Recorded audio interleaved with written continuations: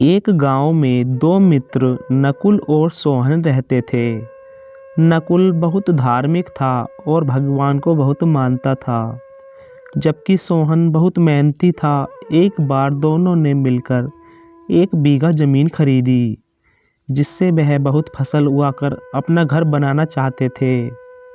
सोहन तो खेत में बहुत मेहनत करता था, लेकिन नकुल कुछ काम नहीं करता था, बल्कि वह मंदिर में जाकर भगवान से अच्छी फसल के लिए प्रार्थना करता था। इसी तरह समय बीतता गया। कुछ समय बाद खेत की फसल पककर तैयार हो गई, जिसको दोनों ने बाजार ले जाकर बेच दिया और उनको अच्छा पैसा मिला। घर आकर सोहन ने नकुल को कहा कि इस धन का ज़्यादा हिस्सा मुझे मिलेगा, क्योंकि मैंने खेत में ज़्यादा मेहनत की है। यह बात सुनकर नकुल बोला, नहीं, धन का तुमसे ज़्यादा हिस्सा मुझे मिलना चाहिए, क्योंकि मैंने भगवान से इसकी प्रार्थना की, तभी हमको अच्छी फसल हुई। भगवान के बिना कुछ संभव नहीं है। जब वह दोनों इस बात को आपस में नहीं सुलझा सके, तो धन के बंटवारे के लिए दोनों गांव के मुखिया के पास पहुँचे। मुखिया ने दोनों की सारी बात सुनकर उन दोनों को एक एक बोरा चावल का दिया, जिसमें कंकड़ मिले हुए थे।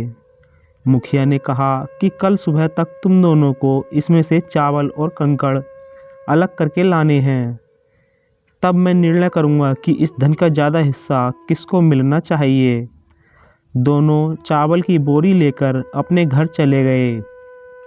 सोहन ने रात भर जागकर चावल और कंकड़ को अलग किया, लेकिन नकुल चावल की बोरी को लेकर मंदिर में गया और भगवान से चावल में से कंकड़ अलग करने की प्रार्थना की। अगले दिन सुबह सोहन जितने चावल और कंकड़ अलग कर सका, उसको ले जाकर मुखिया के पास गया, जिसे देखकर मुखिया खुश हुआ। नकुल वैसी बोरी को लेकर मुखिया के पास गया। मुखिया ने नकुल को कहा कि दिखाओ, तुमने कितने चावल साफ किए हैं। नकुल ने कहा कि मुझे भगवान पर पूरा भरोसा है कि सारे चावल साफ हो गए होंगे। जब बोरी को खोला गया तो चावल और कंकड़ वैसे के वैसे ही थे। जमींदार ने नकुल को कहा कि भगवान भी तभी सहायता करते हैं जब तुम मेहनत करते हो। जमींदार ने धन का ज़्यादा हिस्सा सोहन को दिया। इसके बाद नकुल भी सोहन की तरह खेत में मेहनत करने लगा और अब की बार उनकी फसल पहले से भी अच्छी हुई। दोस्तों, यह स्टोरी आपको कैसी लगी कमेंट करके बताइए और हमारे चैनल को सब्सक्राइब कीजिए। धन्यवाद।